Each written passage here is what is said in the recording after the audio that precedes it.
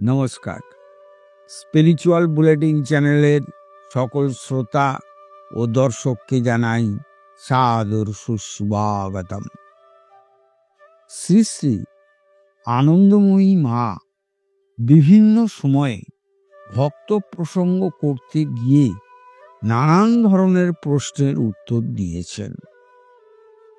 একদিন এক ভক্ত মাকে জিজ্ঞেস করলেন, মা, আপনি একদিন আলোচনা প্রসঙ্গে বলছিলেন পঞ্চকোষের কথা। এই পঞ্চকোষ জাগলে নাকি মানুষ আনন্দে আত্মহারা হয়ে যায়। এই পঞ্চকোষ শরীরের কোথায় থাকে একটু বিস্তারিত যদি বলেন। তখন আনন্দময়ী মা বলেছিলেন, দেখো, মানব শরীর নানান ধরনের কোষ কলা, অসংখ্য কোটি কোটি কোষ কলা দিয়ে তৈরি।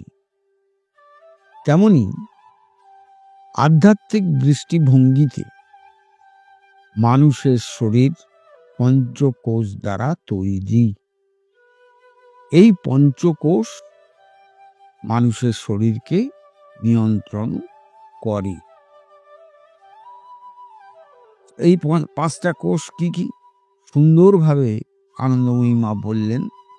প্রথম কোষটির নাম হচ্ছে অন্নময় কোষ, দ্বিতীয়টি প্রাণময় কোষ, তৃতীয়টি মনোময় কোষ, চতুর্থটি বিজ্ঞানময় কোষ এবং পঞ্চমটি হল আনন্দময় কোষ। এই 5 প্রকার কোষ দিয়ে মানুষের অনুভূতি প্রবণ অঙ্গ গঠিত হয়। নিম্নতর প্রাণী যারা, তাদের কেবলমাত্র অন্নময় কোষ এবং প্রাণময় কোষ কাজ করে। একমাত্র জ্ঞানী অজ্ঞানী মানুষ, এদের মধ্যে পঞ্চময় কোষ সাধনার তারতম্য অনুযায়ী জাগ্রত হয়। এখন তোমাদের আমি বলবো যে কিভাবে এই পঞ্চকোষ জাগ্রত হতে পারে। অন্নময় কোষ, এর মধ্যে অন্ন শব্দটি রয়েছে। অন্ন মানুষ গ্রহণ করে আহার হিসেবে এবং পুষ্টি সাধন করে। তেমনি অন্নময় কোষ শুদ্ধ অন্ন ছপাকে তৈরি করে যদি কোনো সাধক খান, তাহলে তার মস্তিষ্কস্থিত অন্নময় কোষ জাগ্রত হয়।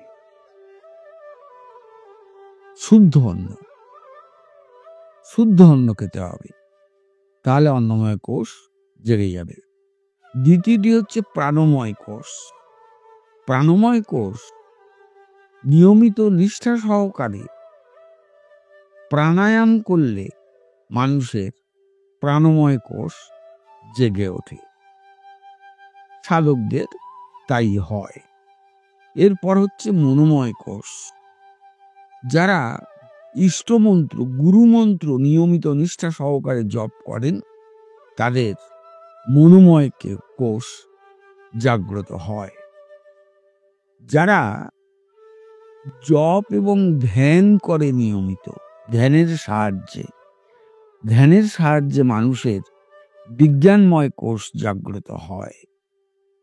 আর শেষে হলো আনন্দময় কোষ। কোনো সাধক যদি আন্তরিকভাবে নিষ্ঠা সহকারে সৎ গ্রন্থাদি পড়ে, সৎ প্রসঙ্গ করে এবং সাধু সঙ্গ করে, তাহলে তাদের আনন্দময় কোষ জেগে ওঠে। এই আনন্দময় কোষ কোথায় থাকে? মানুষের মস্তিষ্কে। আমরা কিন্তু আনন্দ চাই। প্রতিটি ক্ষেত্রেই প্রতিটি মানুষ আনন্দ চায়, কেউ দুঃখ চায় না, নিরানন্দ চায় না। কিন্তু আমরা জানি না এই আনন্দটা আমাদের মানব শরীরের ঠিক কোন অঙ্গে থাকে অবস্থিত। আনন্দময় কোষ আমাদের মস্তিষ্কে অবস্থিত। তাই আনন্দ অনুভূতি আমরা প্রকাশ করি, গ্রহণ করি এই মস্তিষ্কের আনন্দময় কোষের দ্বারা। তাহলে প্রকৃত আনন্দ থাকতে গেলে কি করতে হবে?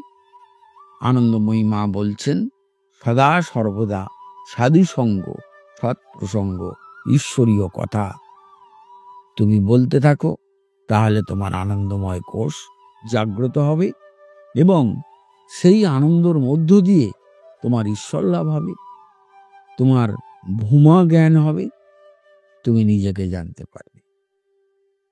আশা করি আজকের আলোচনা নিশ্চয়ই আপনাদের ভালো লেগেছে। আর ভালো লেগে থাকলে প্রতিদিন যেভাবে লাইক, শেয়ার, কমেন্টস করেন তেমন করবেন। আর যারা এখন আমাদের এই চ্যানেলটি সাবস্ক্রাইব করেননি তারা অবশ্যই চ্যানেলটি সাবস্ক্রাইব করে আমাদের পাশে থাকবেন। তাহলে আজকের মতো বিদায় নিচ্ছি, আবার আগামীকাল কথা হবে। নমস্কার, ধন্যবাদ।